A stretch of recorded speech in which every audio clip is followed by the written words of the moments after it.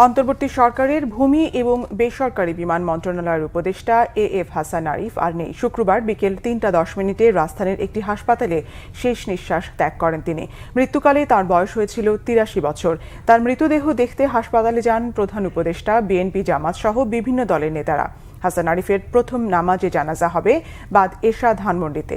দাফন করা হবে শনিবার বুদ্ধিজীবী কবরস্থানে। হাসান আরিফের মৃত্যুতে শোক প্রকাশ করেছেন রাষ্ট্রপতি মোহাম্মদ শাহাবুদ্দিন ও প্রধান উপদেষ্টা ডক্টর মোহাম্মদ ইউনূস। রিপোর্ট ফরুক বাবুর।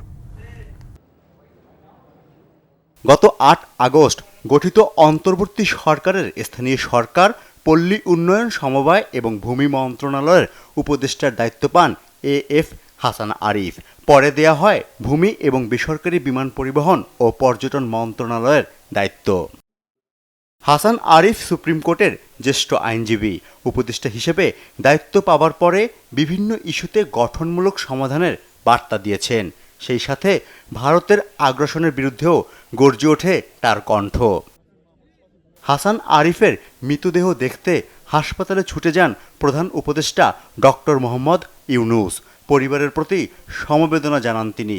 সংস্কার কাজে একজন দক্ষ দেশপ্রেমিককে হারালেন বলে জানিয়েছেন শোকাহত সহকর্মীরা।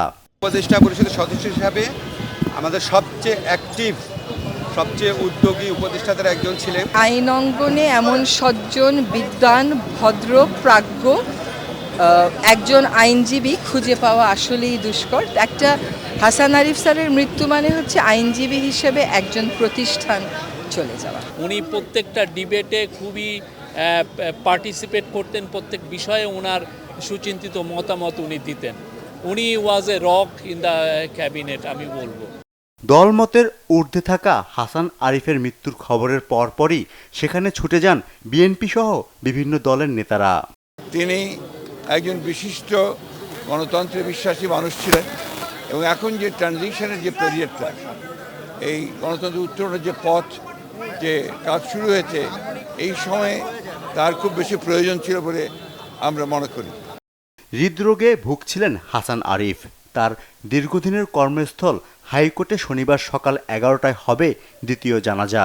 বাদ আসর দাফন করা হবে মিরপুর বুদ্ধিজীবী কবরস্থানে। দক্ষ এই আইনজীবী রাষ্ট্রকে এগিয়ে নিতে বিভিন্ন সরকারের আমলে পেয়েছেন গুরুত্বপূর্ণ দায়িত্ব। হাসান আরিফ 2001 থেকে 2005 সাল পর্যন্ত অ্যাটর্নি জেনারেলের দায়িত্ব পালন করেন। 2008 সালের তত্ত্বাবধায়ক সরকারের আইন, বিচার ও সংসদ বিষয়ক মন্ত্রণালয়, ভূমি এবং ধর্ম বিষয়ক মন্ত্রণালয়ের উপদেষ্টাও ছিলেন। 1941 সালের 10 জুলাই হাসান আরিফের জন্ম কলকাতায়। সেখানেই স্কুল, কলেজ ও বিশ্ববিদ্যালয়ে পড়াশোনা। 1967 সালে কলকাতা হাইকোর্টে আইনজীবী হিসেবে শুরু হয় তার কর্মজীবন। এরপর ঢাকায়। ফরুক বাবু, বাংলা ভিশন, ঢাকা।